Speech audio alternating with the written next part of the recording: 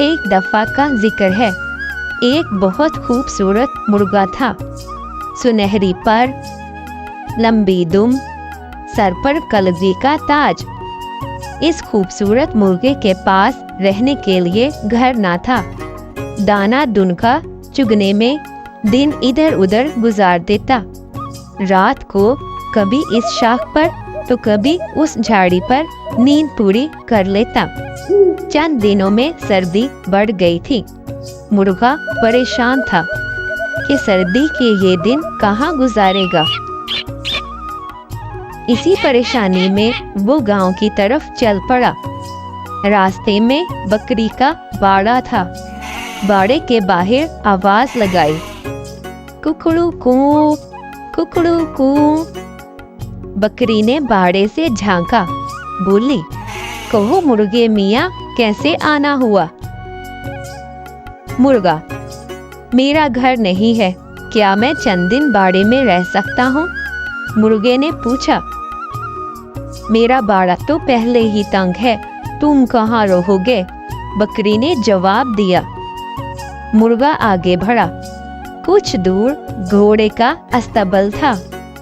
अस्तबल के करीब पहुंचकर मुर्गा चिल्लाया, कुकड़ू कू, कुकड़ू कू।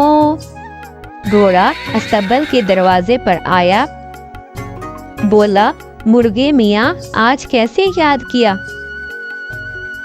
मेरे पास सर छुपाने के लिए जगह नहीं, क्या मैं चंद दिन अस्तबल में गुजार लूं? मुर्गे ने पूछा। मेरा अस्तबल तो मेरे अपने बच्चों के लिए काफी नहीं, तुम कहाँ रहोगे? घोड़े ने जवाब दिया। मुर्गा मायूस हो गया। उसे लगा कि कोई उसकी मदद नहीं करेगा। अचानक उसे अपने दोस्त खरगोश का ख्याल आया। भागा भागा खरगोश के पास पहुंचा।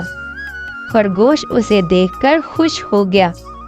पहले दाना दुनका दिया, फिर पूछा, मुर्गे भाई, आज आप परेशान क्यों दिखाई दे रहे हैं?